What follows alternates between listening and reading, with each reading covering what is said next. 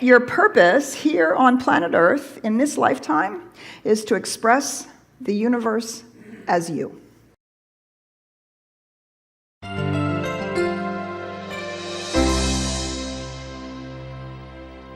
talking about prosperity and success this month. We are going down to the basics of our spiritual teaching and talking about how to use these principles. And one of the cornerstones of our understanding of our teaching is that you must have a can-do attitude. Instead of giving ourselves reasons why we can't, we have to give ourselves reasons why we can. Yes. And those reasons are not just personal, they're not just personality reasons, they are also spiritual reasons and spiritual tools and principles that we can use. And so when we're fighting in this kind of a conversation, when we're fighting, we're not fighting with anybody out there. Who are you fighting with? We're fighting with false beliefs. We're fighting with limiting ideas. We're fighting with the critic in our own mind. And we don't necessarily have to do battle with them, but we have to have the same oomph and the same power and the same willingness as one would take into a fight. So I'm going to invite your inner spiritual warrior to come to the forefront. Because you have one, your inner spiritual warrior. You've only got 3 choices: give up, give in, or give it all you've got. Right? Those are your choices. You can give up and resign, you can give in and settle, or you can give it all you've got. And this is about creating the life of your dreams, the life that you decide that you want to have. Now, when we're talking about this conversation about prosperity and success, we're not talking about a one-time demonstration. Oh, yes, you can go to a practitioner and you can have a one-time demonstration. You can get that job, you can get that money to flow in, you can buy that car, whatever that is. But we know that that's not enough. What really works is a life that works. Prosperity that works, a success that is over our lifetime. And I love the quote, the wonderful quote is, are you making a living or are you making a life? And what we often do in our prosperity work is we're going to make a living. We're going to get that job. We're going to make that money. We're going to do that one thing. And then we think, oh, okay. But we're talking about making a life that is successful and prosperous in, of course, the way in which we define it. And so we're building today on one of my favorite topics in the whole wide world, and that is the topic of sustained effort. Ooh, we just sucked the air right out of the room. What do you mean? I can't just allow Spirit to bring it to me? I'm just going to sit back and allow the universe to do it? Well, there is completely truth to that. We are actually going to let the law do the how. But we actually have a part in it. We have a part in it. And our part in it is sustained effort. Now, sustained effort is without fight or struggle. It's not efforting against something. It's not fighting against something. It is the sustained effort that means day after day, week after week, month after month, we stay committed to our goals and our plans and our dreams. And it is without struggle or suffering, which means our sustained effort is undergirded with a cheerful expectation of results. Right? Struggle is simply the belief that it's going to be hard, and suffering is all the ways in which we resist what is required to have that which we dream about. Part of what we resist is the discipline of our consciousness. Part of what we fight against is the fact that we actually have to become someone different to be as prosperous as we want to be. Those are the things that we have to create sustained effort around so that we're not fighting or resisting and we're not struggling and suffering, but our effort is built on top of a cheerful expectation of results, a cheerful expectation of a life that is prosperous and successful. Now, we're often told, well, if you really want to make money, you got to find your passion. You got to find your passion and you got to do your purpose. And I can't tell you how many people come to me and say, I have no idea what that is. I promise you that your passion is not a job. And your purpose is not to become a label. Your passion, your purpose here on planet Earth in this lifetime is to express the universe as you. And the way that you do that is by whatever you're passionate about. Whether you're passionate about gardening, passionate about raising a child, passionate about building a multi-billion business, saving the world, or simply showing up as you.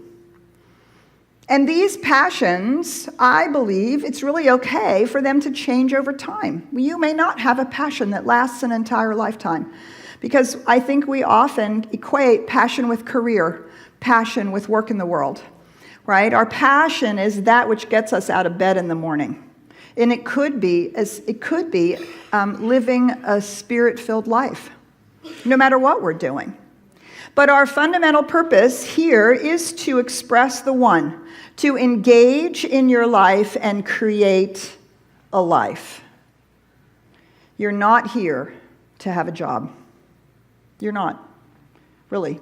You're not here to make a living. You are here to create a life. Now, to do that, in our wonderful book here, we're reading this fabulous book by Norman Vincent Peale. He talks about you have to have this all starts with a desire. Napoleon Hill says to achieve anything, you need a burning desire. Burning desire. So let me ask this question. Are you obsessed with a successful life? Or are you obsessed with all the things that are keeping you from having it? How do you know you're obsessed? It's what you think about. And think about. Right? I know. Why do I know this so well? Okay, remember, we don't say anything up here that we haven't ourselves had to make our way through. Desire is the starting point for achievement. Norman Vincent Peale in our book says, the ease with which lack of persistence may be conquered will depend entirely on the intensity of one's desire. A desire strong enough to pull you through failure, pull you through setbacks, pull you through disappointments, pull you through the fact that you really do actually have to get up today because there's something you need to do in service to this life that you are creating. Right? That desire, the intensity of one's desire. I want to read you the whole piece here.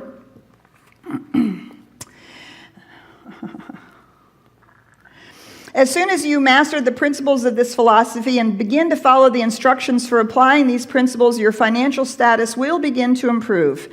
Everything you touch will begin to transmute itself into an asset for your benefit. Impossible? Not at all. One of the main weaknesses of humankind is the average person's familiarity with the word impossible.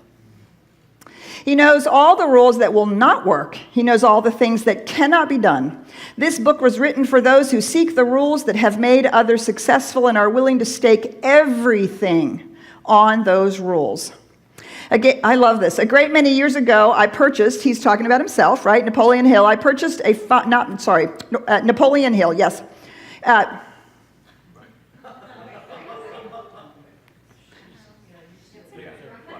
I'm totally confused now. Okay, our book is by Napoleon Hill, right? Is that right? So I have Norman Vincent Peale up here.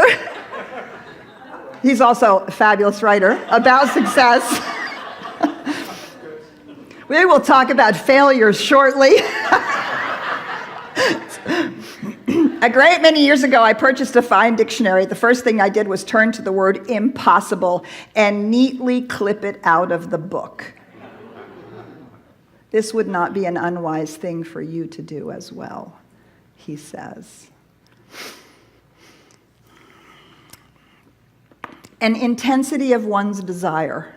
So I found Science Mind when I was 17 years old. At 19, I determined I was going into ministerial school. Between 17 and 19, I was in classes 4 nights a weekend, every weekend. It was my saving grace. It taught me, I was a hot mess. Ooh, it was not pretty.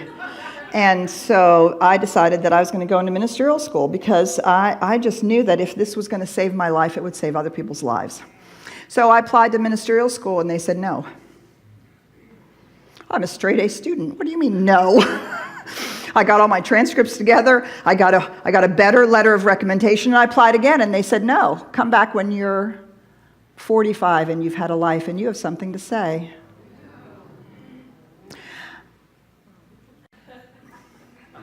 I applied a third time. I said, no, you don't understand. This is what I'm going to do. This is what I have a passion for. This is my purpose in life. I feel utterly called to do this. You don't understand. I'm going to be a minister in the science of mind.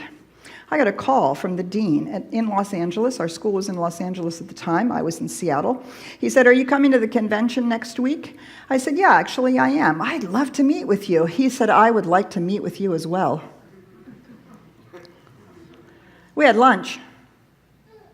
And he told me in no uncertain terms that I would never be accepted into ministerial school until I had gone out and had a career and had a life. And then I could come back. You know, he said, probably when you're 50, you should come back. And then you can apply for ministerial school, which is another 4 years. So you might start your ministerial career at 55. That would be good. And I looked at him and I said, you don't understand. I'm going to be a minister in the science of mind. And I'm not waiting until I'm 55 to do that. So it was just so happened, coincidentally, that the previous dean of the ministerial school in Los Angeles had moved to Seattle a few years ago. That's a few years before that. That's where he was from. He and his wife were part of the Seattle community. And my mentor and Glenn Wood and I sat down, and I said, they won't let me in. I guess we have to start our own. So the following year, we started our own ministerial training with 9 people in the class. And they said, and they lost it. Yes, thank you. You can applaud for that. And the Los Angeles school said, I don't know what you think you're doing, but we will not be accepting your training because you're not doing it here. And I said, you don't understand. I'm going to be a minister in the science of mind. Now, I will tell you that along the way, I got mad. I got angry. I felt victimized. I had to really stop and think about, like, really? What the hell are you doing? Really? Do you really think you can do this? Yes. The intensity of the desire. I had to work through all those feelings, right? But each time it was, no, you don't understand. This is what I am going to do. And after we had been in the training for 2 years, and we kept shipping them information, these are the classes we're doing, here's the syllabus of the classes, they went, oh, wow, it looks like you're doing something real up there. So we went to school for 2 years not knowing whether or not it would be a waste of time.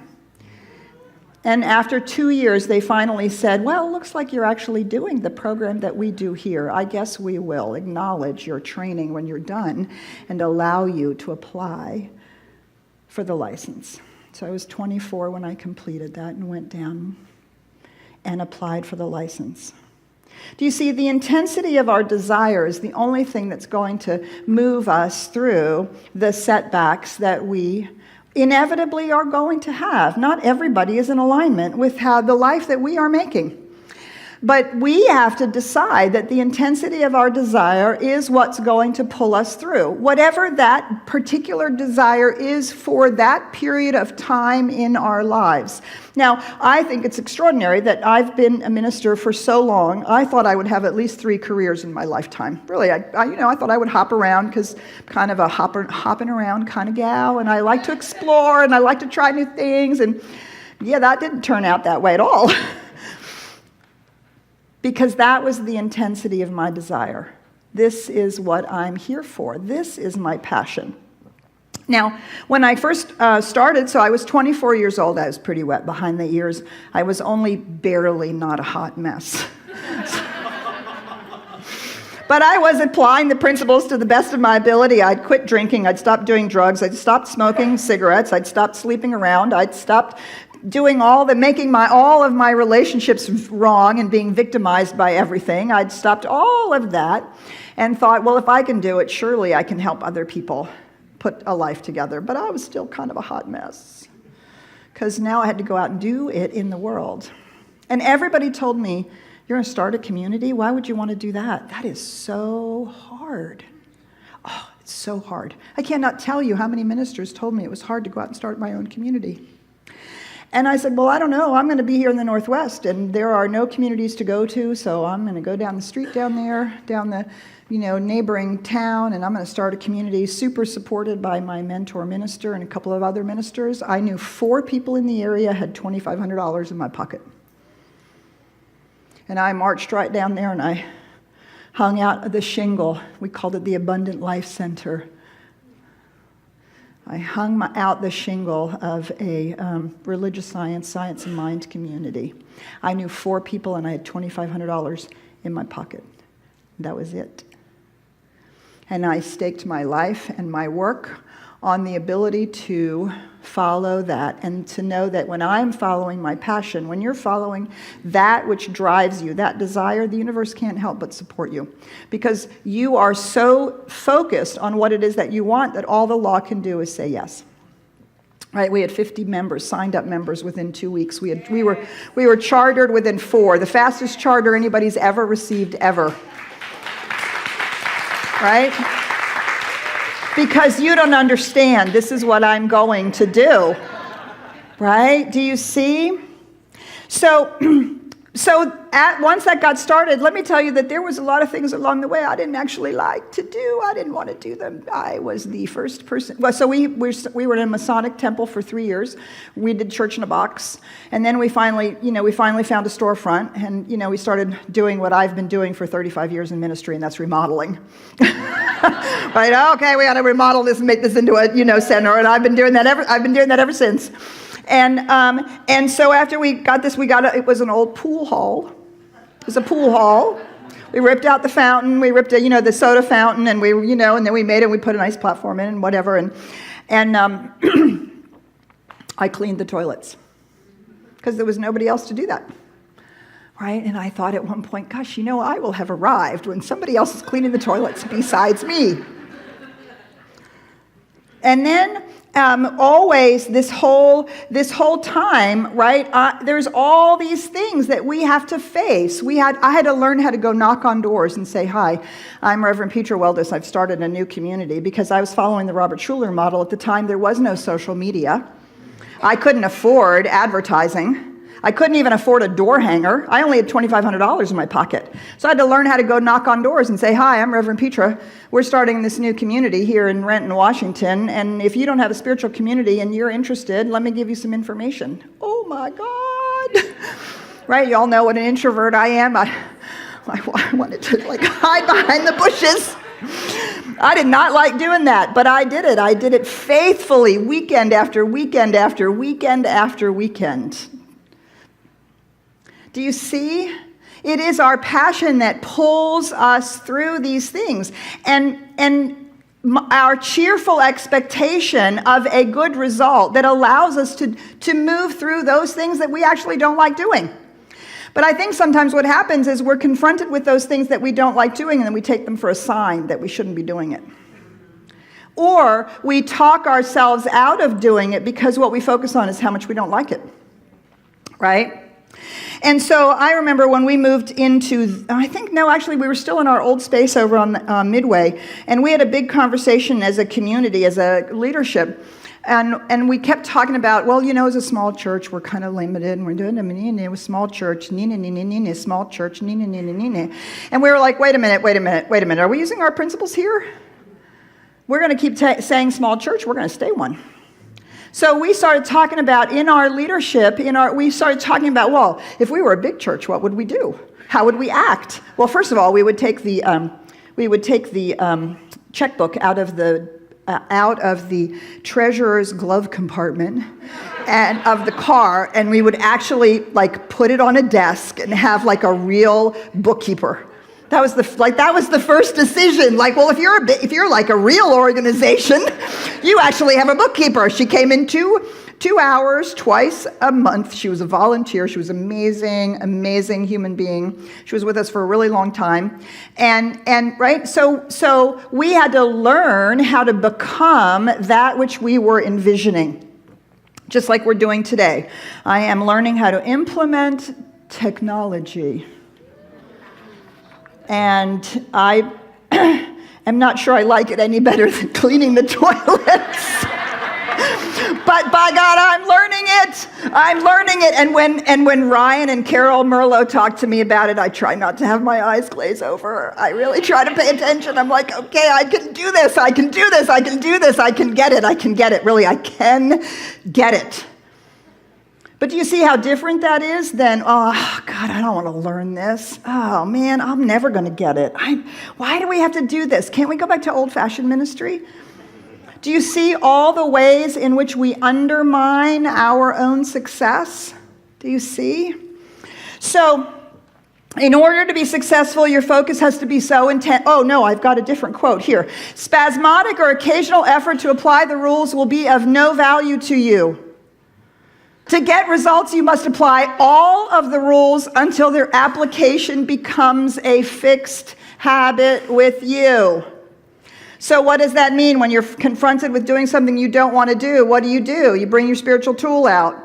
When you're confronted with something that seems seemingly challenging, what do? You bring your spiritual principles out. I don't know how to do this, but there's something within me that knows how to do this. I may not want to do this, but there's something within me that absolutely can do this.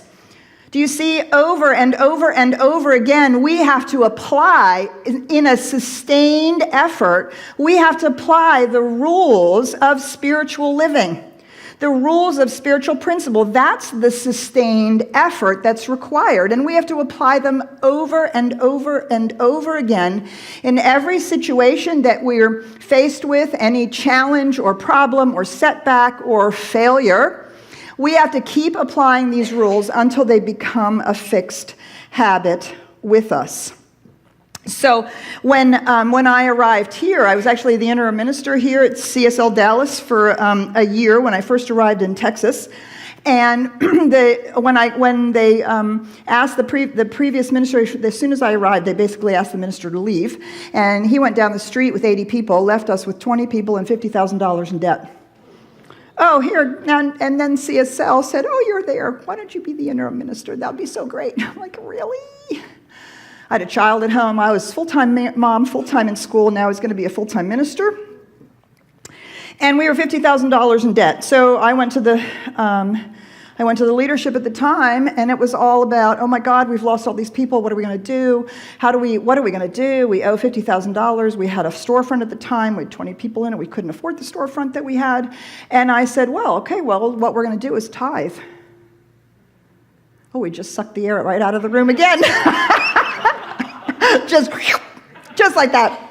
I said, we're going to tithe. And they said, on what? I said, on the money that we receive. Oh, but we need that to pay that. We need that to pay our bills. We need that to pay our debt. Do we believe in our spiritual principles or not? We have to apply our spiritual principles consistently all of the time. And one of the rules is you have to believe that you have so that the universe can say, yes, you have. One of the ways in which you prove to the universe that you believe you have, you tithe. That's what they all looked at me like, what? So I said, so every Sunday, we're going to count the collection. On Monday morning, we're going to write a check to our larger organization for 10% because we live in an abundant universe, and we are going to prove to the universe that we understand how these principles work, and we are going to apply them. We were out of $50,000 in debt in 6 months. The only thing that we did to get out of debt, we tithed. We used the principles consistently, unfailingly, until they are a fixed habit with us. In order to be successful, your focus has to be so intense that people think you are crazy. Let me tell you, they thought I was crazy. They did. They did. I don't know how that's going to work out. The dean of the school when I was applying, he thought I was crazy. Right? When we moved in here, when we finished moving in here, we did not have 2 dimes to rub together. We had spent all of our money moving into this space. And people thought, oh my God. In order to be successful, our focus has to be so intense that people think we're crazy. One of the challenges we have about this is that it requires choices.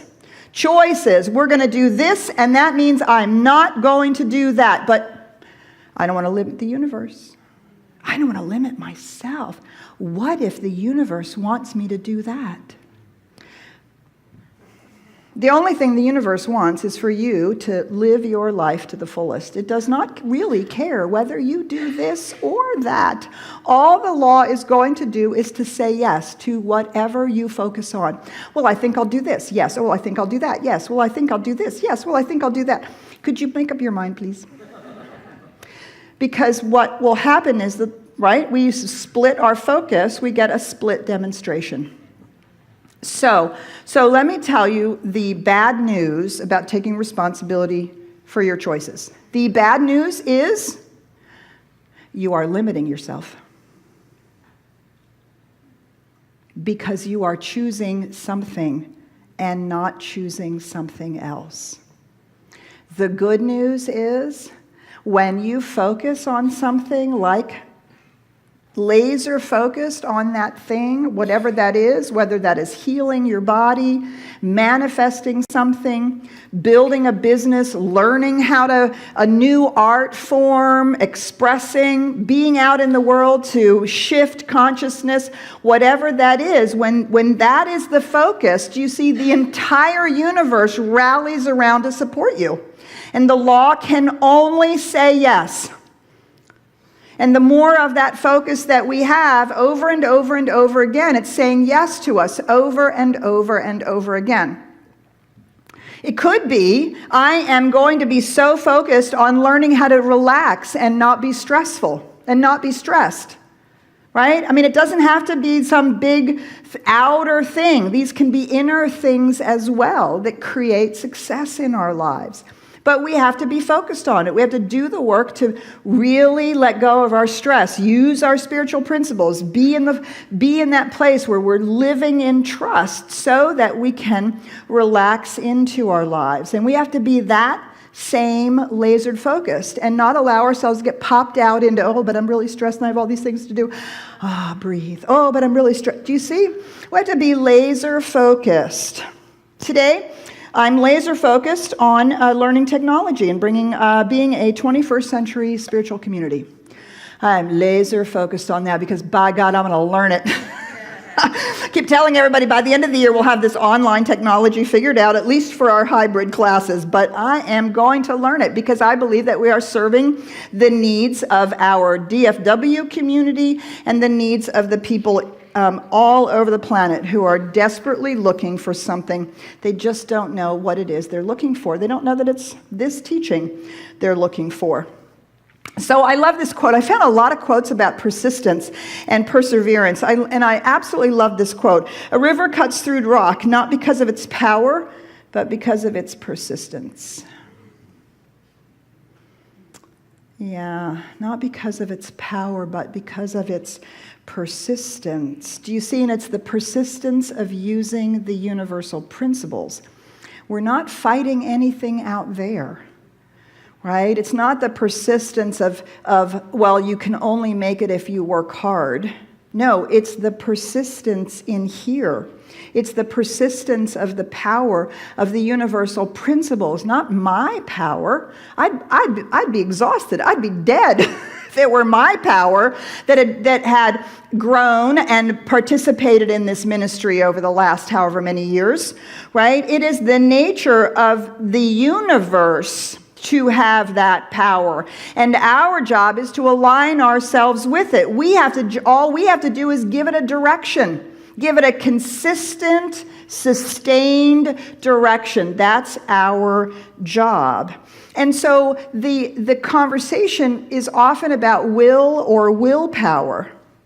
right? It's the only use for our willpower is to maintain the focus and to guard our mind from excuses and alibis. He uses those terms a lot in here. Excuses and alibis, the ways in which we don't maintain the sustained effort. Now, this doesn't mean you can't have feelings. Of course you can have feelings. You can get upset. You can be angry. You can be disappointed. All of that stuff. You just can't live there. And more importantly, you can't let those feelings become the story that you tell yourself. Right? You have the feelings. Wow, man, I'm so disappointed that didn't work out. You can have those feelings for a while. You can cry, you can rage, you can have that for a while. And then what do? We go back to our spiritual principles. And we use our can-do attitude and we apply those principles with cheerful expectancy, and we see that this is not a verdict from the universe. This is simply some outpicturing of something that didn't work out. There might be something we can learn from it. We might just see that, oh, that door closed. Or it might just be part of the bumps of the road. We don't have to give it any more meaning than what we can learn from it and remind ourselves that our sustained effort is to guard our mind from excuses and alibis. I found all kinds of these little things about persistence. I love this one. Can you read it? I hope you can read it. It does not matter how slowly you go as long as you do not stop. That's what sustained effort means. You just keep at it. You keep at it, and you keep at it, and you keep at it. Never underestimate the power of persistence, the positive expectancy. Yes, sometimes you actually have to work at it. There's some effort. There's some blood, sweat, and tears in it. But this does not mean it has to be a struggle, nor do you have to suffer. Do you see, struggle and suffer are the stories that we tell ourselves about the blood, sweat, and tears. What if instead of talking to ourselves about how hard it is, we said to ourselves, but it's worth it. But it's worth it. Every day I'm getting closer to my goal. Every day I'm moving towards it. Every day I'm learning something. Every day there's something that is happening. Every day I'm pushing through that cement, and by God, I'm going to flower. Do you see? That is where we have control on whether or not we take the moments that we really have to work at a little bit. And it's all about the story, how we talk to ourselves about it. Now, in this fabulous Napoleon Hill book, Think and Grow Rich, he has a list of 10 reasons for failure, which I will not read to you. It is, however, quite interesting, and he talks about the 10 reasons for failure all have to do for a lack of persistence and perseverance that are mostly built on alibis and excuses. And he, talks about them, and yes, I found myself in a few, and I had to, that's what we have to do to look at them. But the very last one, hang on, is there's more than 10. Sorry, there's 16. I really won't read all of them to you. There's 16. The very last one, fear of criticism. Failure to create plans and to put them into action because of what other people will think, do, or say. This enemy belongs at the head of the list because it generally exists in the subconscious mind without being recognized. Let us examine some of the symptoms of the fear of criticism. The majority of people permit relatives, friends, and the public at large to so influence them that they cannot live their own lives because they fear criticism. Huge numbers of people make mistakes in marriage, stand by the bargain, and go through life miserable and unhappy because they fear the criticism that may follow if they correct the mistake. Millions of people neglect to acquire belated educations after having left school because they fear criticism. Countless numbers of men and women, both young and old, permit relatives to wreck their lives in the name of duty because they fear criticism. People refuse to take chances in business because they fear the criticism that may follow if they fail. The fear of criticism in such cases is stronger than the desire for success. Too many people refuse to set high goals for themselves or even neglect selecting a career because they fear the criticism of relatives and friends, in quote, who may say, "Don't aim so high, people will think you're crazy." When Andrew Carnegie suggested that I devote 20 years to the organization of a philosophy of individual achievement, my first impulse of thought was fear of what people might say. The suggestion set up a goal for me far out of proportion to any I had ever considered. As quick as a flash, my mind began to create alibis and excuses, all of them traceable to the inherent fear of criticism. Something inside me said, "You can't do it. The job is too big and requires too much time. What will your relatives think of you? How will you earn a living? No one has ever organized a philosophy of success, so what right have you to believe that you can do it? Who are you anyway to aim so high?" Any of these sound familiar? Remember your humble birth. What do you know about philosophy? People will think you're crazy, and they did. Why hasn't some other person done it before now? These and many other questions flashed into my mind and demanded attention. It seemed as if the whole world had suddenly turned its attention to me with the purpose of ridiculing me into giving up all desire to carry out Mr. Carnegie's suggestion. I had a fine opportunity then and there to kill off ambition before it gained control of me. Ignoring the criticism or helpful advice of family and friends.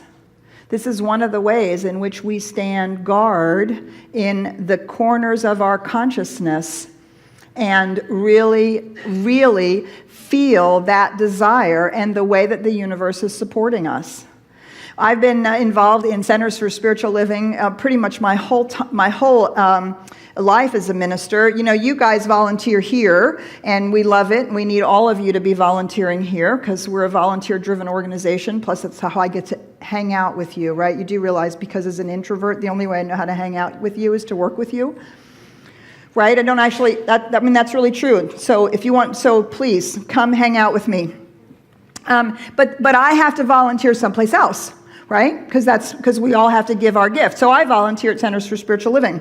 So I've had every position there is at Centers for Spiritual Living except for paid positions.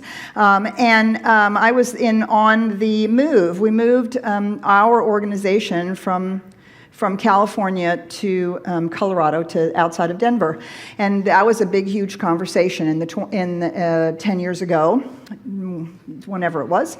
And because it was so expensive in California, we'd lost a property that we had owned. We had apparently gotten, anyway, it doesn't matter, story.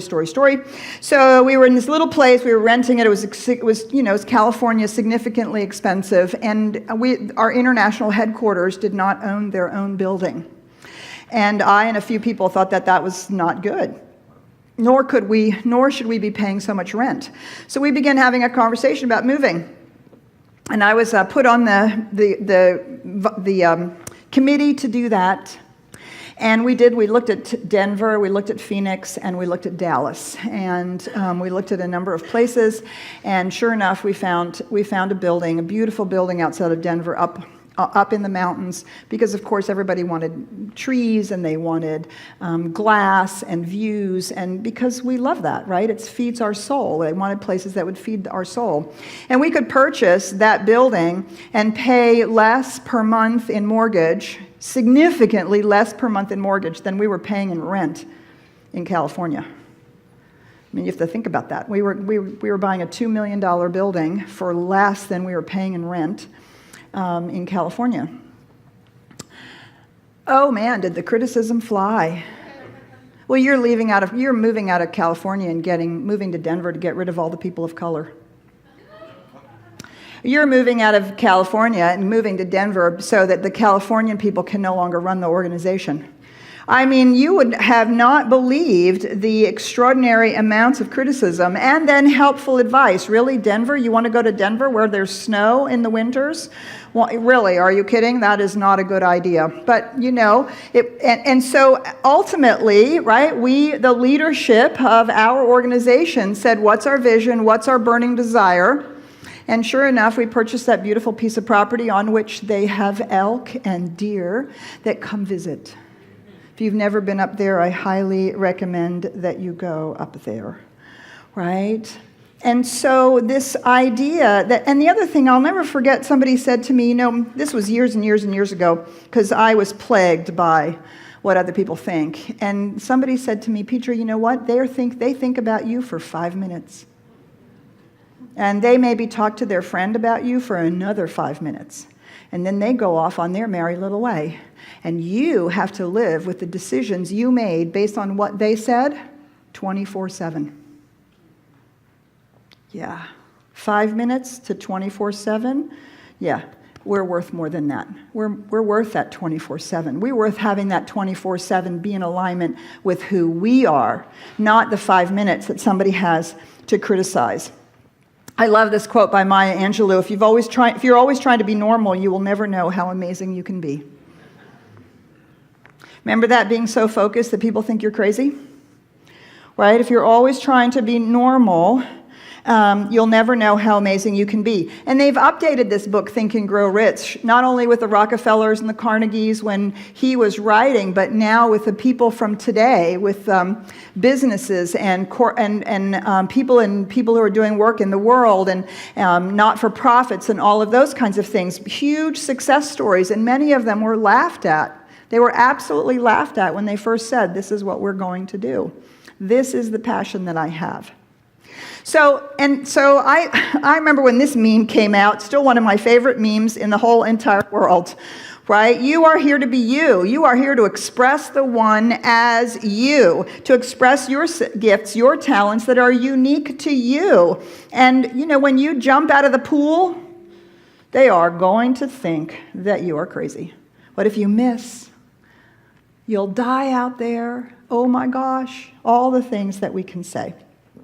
All right, so perseverance, persistence, grit, and sustained effort. I love this word grit. I think grit really captures this idea of sustained effort. There's this wonderful TED Talk that I highly recommend to you. It's actually done in education.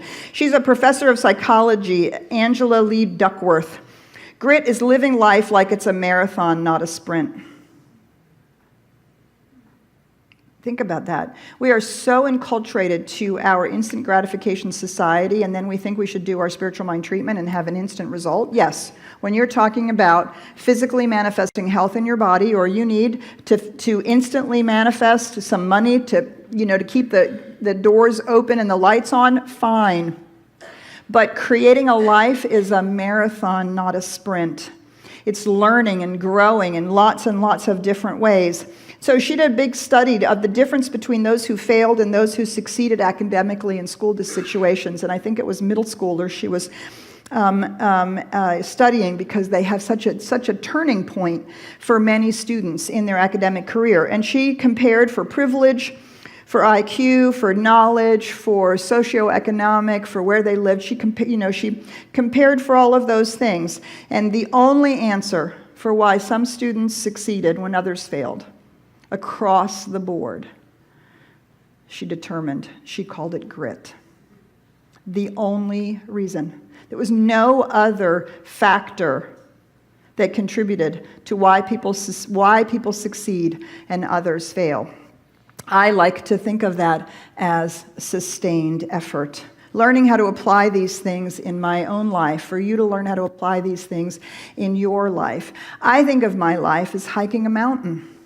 Sometimes you sit and you enjoy the vista. Sometimes you sweat. Sometimes you pant. But there's somewhere you're going. You're going up the mountain. Of course, when you get to the top of the mountain, you did discover that right over there is another mountain to climb, which is great, right? We have eternity. We have eternity to express ourselves. We have eternity to experience all of the passion and the desire. But when I first started learning to hike, all I could think about was how hard it is, how painful, how people were leaving me in the dust, how much faster they all hiked than I did. And it was in hiking that I learned how to apply these principles. When I noticed my thinking, I started every step counting my gratitudes. I started every step, like literally, I am not kidding, okay? I'm not kidding. I was 18 years old. I think I can. I am not kidding. I mean, those things we learn as children, the little engine that could. That's how I learned how to apply these situations and not be afraid of the effort. It is an effort to sling an 80-pound backpack on your back and go 5 days out in the wilderness and hike the mountains. That takes effort. But there's no struggle in it, and there's no suffering in it if we're enjoying the journey. And if we remember why we're doing it, we remember what's going on. Failure cannot cope with persistence. Story after story after story after story in our reading. You will encounter setbacks. Things won't work out. This is not a message from the universe. This is an opportunity for feedback, to learn, to grow, to discover something new, to open a window when the door closes. And in our book, Napoleon Hill, every failure brings with it the seed of an equivalent advantage. What we do not see, what most of us never suspect of existing, is the silent and irresistible power which comes to the rescue for those who fight on in the face of discouragement. I love that song, Janet. Thank you so much for singing that. This is our fight song. Again, not to fight the world, not to fight something outside of ourselves, but to fight to stand in our truth, to fight to use our universal principles to really stand firm and allow our passion to move us forward. And that is the doorway to success. So he also talks about there are 4 simple steps to develop persistence and perseverance, but I'm not going to tell you what they are. You have to buy the book and read it for yourself. Because you're going to want to read this book. If you do not have it yet, I really can't recommend it enough. I mean, it is straightforward. Here is how you apply this for your life as you want to create the life that is successful and prosperous. So let us take a moment to simply anchor all of this in. If you would go within with me now, would just take this opportunity to hold the vision for our lives. A life that works, a life that is happy and successful and fulfilled and meaningful, that contributes in some way. Each one of us deserve this life. And let us know that we actually do have all the tools, all the spiritual support. We have all the love and all of everything we need for that good to begin to manifest. Let us be willing to be patient with the process. And what I know to be true for each one of us is that as we engage in our lives in this beautiful way, the universe does nothing but say yes. Yes to your success. Yes to your prosperity. Yes to your joy. Yes to your fulfillment. Yes to your contribution. Yes, you do in fact make a difference, because you are expressing life in a joyous, unique, and precious way. And that is oh so very good. So if you want to say yes to your good, and if you are willing to commit to the sustained effort that is required, let us join together by saying, and so it is.